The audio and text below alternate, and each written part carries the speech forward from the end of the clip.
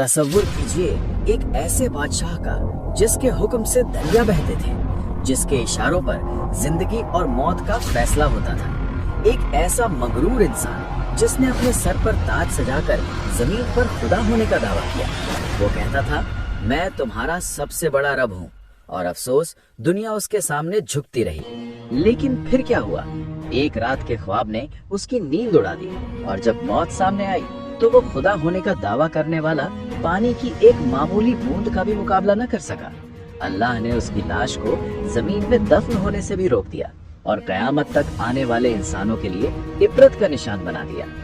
ये कहानी है मिस्र की, उस दौर का सबसे ताकतवर मुल्क। नील नदी के किनारे बसे वो शहर जहाँ फसलें सोना उगलती थी, बाजार भरे रहते थे और महल पत्थरों के नहीं बल्कि गुरूर के बने हुए थे। इन सब के बीच वो शख्स खड़ा था, फिरौन। उसका हुक्म सिर्फ कानून नहीं था बल्कि अकीदा था। लोग सिर्फ उसकी बात नहीं मानते थे बल्कि उस पर ईमान रखते थे। इसी चमक दमक वाले मिस्र में एक कौम ऐसी भी थी जिसके नसीब में सिर्फ अंधेरे थे, बनी इसराइल। उनके घर अलग थे, लिबास फटे पुराने और जिंदगी अजाब बनी हुई थी। उन्हें गुलाम बना दिया गया था। उनके मर्द सुबह से शाम तक कोड़े खाते, भारी पत्थर उठाते और फिरौन के महल तामीर करते। रात होती तो वो थके हारे जमीन पर गिर जाते। उनकी औरतों को सिर्फ इसलिए जिंदा रखा जाता ताकि गुलामी की नई नस्ल पैदा हो सके। फिरौन बहुत चालाक था।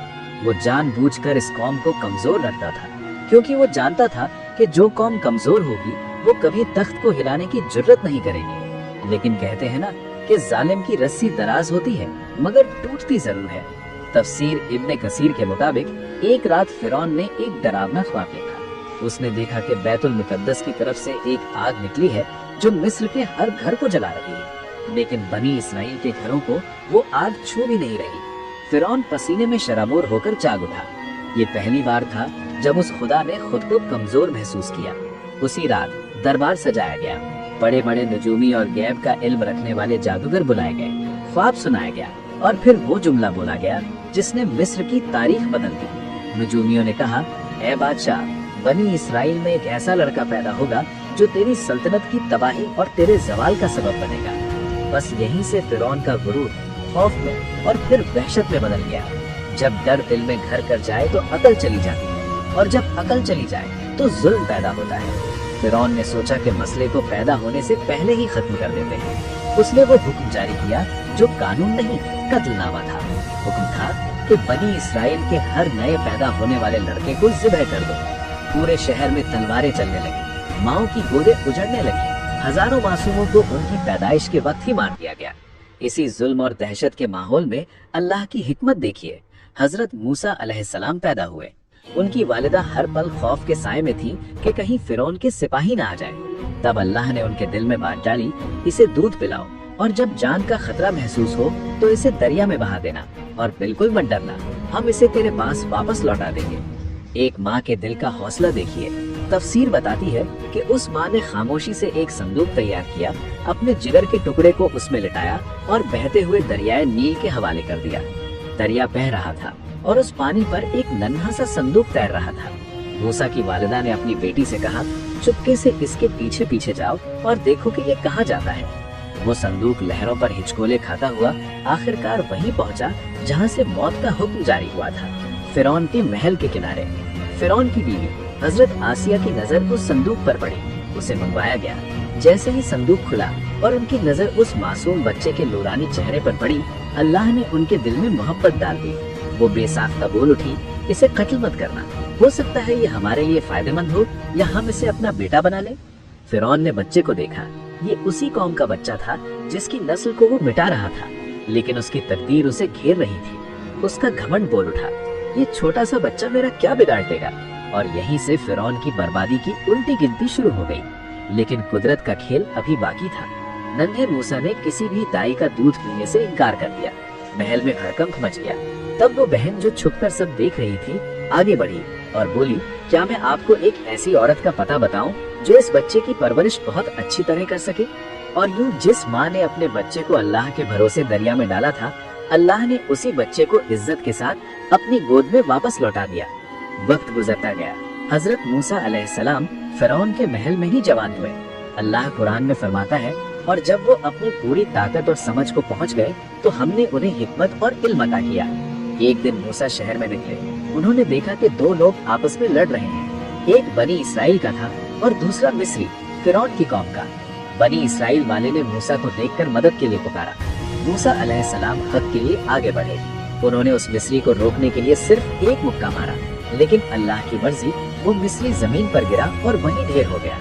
मूसा अलैहिस्सलाम समझ गए कि अनजाने में ये कत्ल हो गया है। उन्होंने फौरन अपने रब से माफी मांगी और अल्लाह फरमाता है, फिर हमने उन्हें माफ कर दिया, लेकिन मिस्र में माफ नहीं किया। पूरे शहर में आग की तरह खबर फैल गई। फिरौन का चेहरा गुस्से से लाल हो गया। शाही फरमान जारी हुआ, मूसा को गिरफ्तार करके कत्ल कर दो। तभी शहर के दूसरे किनारे से एक हमदर्द आदमी दौड़ता हुआ आया और बोला, ए मूसा, सरदार तुम्हारे कत्ल का मशवरा कर रहे हैं, यहाँ से निकल जाओ, इसी में भलाई है। मूसा अलैहिस्सलाम ने एक पल की भी देर नहीं की। उन्होंने पीछे मुड़कर नहीं देखा। न माल, न सामान, न महल की वो शानो शौकत, सिर्फ अल्लाह पर यकीन लिए वो रेगिस्तान की तरफ निकल पड़े। गर्मी, भूख, प्यास और अनजान रास्ता।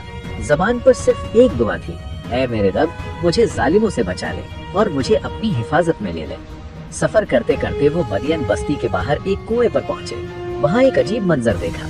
मर्द अपने जानवरों को पानी पिला रहे थे और दो लड़कियां अपने जानवरों को रोके भीड़ छटने का इंतजार कर रही थी। मूसा अलैहिस्सलाम की गैरत ने गवारा न किया। उन्होंने पूछा, तुम दोनों पानी क्यों नहीं पिला रहे? उन्होंने कहा, हम मर्दों की भीड़ में नहीं जाते और हमारे वालिद बहुत बूढ़े हैं। हजरत मूसा, जो खुद थके हुए थे, आगे बढ़े और अकेले ही डोल खींचकर उनके जानवरों को पानी पिला दिया।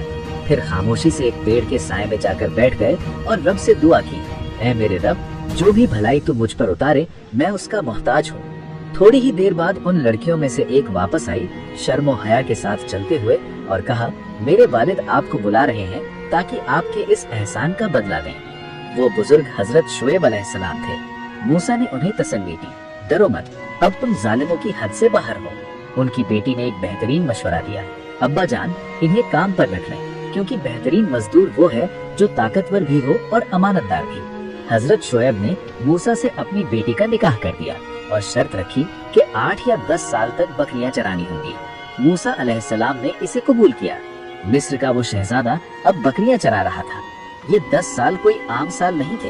ये तन्हाई, ये सब्र, ये फितरत के करीब रहना, असल में अल्लाह अपने नबी की तरबियत कर रहा था। जब मुद्दत पूरी हुई तो मूसा अलैहिस्सलाम अपनी बीवी के साथ वापस मिस्र की तरफ रवाना हुए। रात का वक्त था, रास्ता भटक गए थे और कड़ाके की सर्दी थी। तभी दूर दूर पहाड़ पर उन्हें एक रोशनी दिखाई दी। उन्होंने बीवी से कहा, तुम यहीं रुको, मैं शायद वहाँ से आग ले आऊं या कोई रास्ता बताने वाला मिल जाए। लेकिन वो आग नहीं थी, वो अल्लाह का नूर था। जब मूसा करीब पहुँचे तो उस मुकद्दस वादी तूवा में एक आवाज गूंजी, ऐ मूसा, बेशक मैं ही तेरा रब हूँ, अपनी जूतियाँ उतार दो, तुम मुकद्दस वादी में हो। मूसा का जिस्म कांप उठा। अल्लाह ने फरमाया, मैंने तुझे चुन लिया है, जा फिरौन के पास जा, वो बहुत सरकश हो चुका है। अल्लाह ने उन्हें मौजज़ा दिया, उनकी लाठी जो एक सांप बन सकती थी और उनका हाथ जो चांद की तरह चमकने लगता था। मूसा ने दुआ की, ऐ रब, मेरी जबान की गिरह खोल दे और मेरे भाई हारून को मेरा मददगार बना दे। अल्लाह ने फरमाया, तेरी दुआ कबूल हुई। अब हजरत मूसा और हारून अलैहिस्सलाम फिरौन के दरबार में दाखिल हुए, वही दरबार जहाँ मूसा पले बढ़े थे। फिरौन ने अपनी उसी तकब्बुर भरी मुस्कुराहट से पूछा, ऐ मूसा, तुम्हारा रब कौन है? मूसा ने बेबाकी से जवाब दिया, मेरा रब वो है जो जिंदगी देता है और मौत देता है, जो जमीन और आसमान का मालिक है। फिरौन गुस्से से तिल मिला उठा।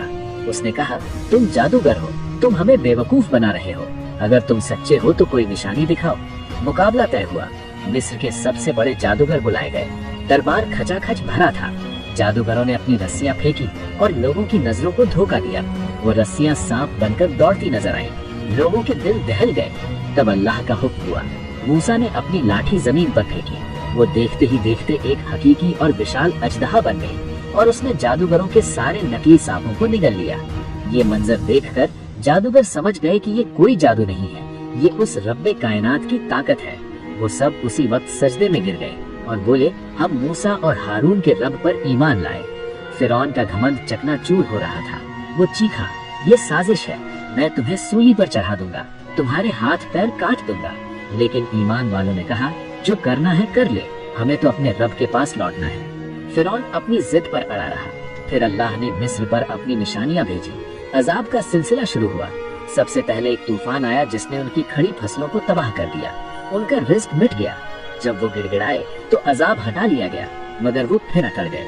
फिर अल्लाह ने टिड्डियों का लश्कर भेजा जिसने बची खुची हरियाली खा ली। फिर कुंभन यानी चूहे या घुन का अजाब आया जिसने उनके सुकून को तबाह कर दिया। फिर मेंढकों की बारिश हुई। हर बर्तन, हर बिस्तर, हर खाने में मेंढक ही मेंढक। और फिर मिस्र का सारा पानी खून बन गया। वो प्यास से तड़पते थे मगर पानी के बजाय खून मिलता था। हर बार फिरौन कहता, ऐ मूसा, अपने रब से कहो इसे हटा ले, हम ईमान ले आएंगे। और हर बार अजाब टलते ही वो मुकर जाता। आखिरकार अल्लाह का हतमी फैसला आ गया। अल्लाह ने मूसा को हुक्म दिया, रात के वक्त मेरे बंदों को यानी बनी इसराइल को लेकर मिस्र निकल जाए। रातों रात हजारों की तादाद में बनी इसराइल ने अपने घरों को छोड़ दिया।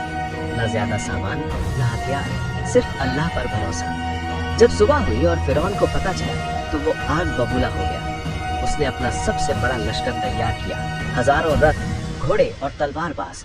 उसने कहा, ये मुट्ठी भर लोग हमसे बच कर नहीं जा सकते। कौमे बनी इसराइल चलते चलते समंदर यानी रेड सी के किनारे पहुंच गए। सामने ठाठे मारता गहरा समंदर और पीछे मौत बनकर आता फिरौन का लश्कर। बनी इसराइल घबराकर चीख उठे, ऐ मूसा, हम तो फंस गए, हम मारे गए। हजरत मूसा का ईमान पहाड़ की तरह मजबूत था। उन्होंने फरमाया, हरगिज नहीं, मेरा रब मेरे साथ है, वो मुझे रास्ता जरूर दिखाएगा। और फिर वो मौजिजा हुआ जिसे दुनिया आज तक याद करती है। अल्लाह ने हुक्म दिया, ऐ मूसा, अपनी लाठी समंदर पर मारो। जैसे ही लाठी पानी पर पड़ी, समंदर फट गया। पानी की लहरें दोनों तरफ विशाल पहाड़ों की तरह खड़ी हो गई और बीच में से सूखा रास्ता निकल आया। बनी इसराइल ने अल्लाह अकबर का नारा लगाया और उस रास्ते से गुजरने लगे। फिरौन ने जब ये देखा तो बजाय इबरत पकड़ने के उसका घमंड और बढ़ गया। उसने कहा, देखो, पानी मेरे डर से हट गया, चलो इन्हें पकड़ते हैं। वो अपने पूरे लश्कर के साथ उसी रास्ते पर समंदर के बीच में उतर गया। उसकी अक्ल पर पर्दा पड़ चुका था। जब बनी इसराइल का आखिरी बच्चा भी दूसरे किनारे पर सही सलामत पहुंच गया और फिरौन अपनी पूरी फौज समेत समंदर के बीचों बीच था, तब अल्लाह ने पानी को हुक्म दिया, मिल जा। पानी की वो ऊंची दीवारें अचानक गिर पड़ी, कहर टूट पड़ा। फिरौन, उसके हाथी, घोड़े, रथ सब पानी के पहाड़ के नीचे दब गए। जब लहरों ने उसे चारों तरफ से घेर लिया और मौत उसे सामने नजर आने लगी, तब उसका गुरूर टूटा। वो डूबते हुए चीखा, मैं ईमान लाया कि कोई माबूद नहीं सिवाय उसके जिस पर बनी इसराइल ईमान लाए। लेकिन अफसोस, वक्त खत्म हो चुका था। अल्लाह की तरफ से जवाब आया, अब जबकि इससे पहले तूने नाफरमानी की और फसाद फैलाया।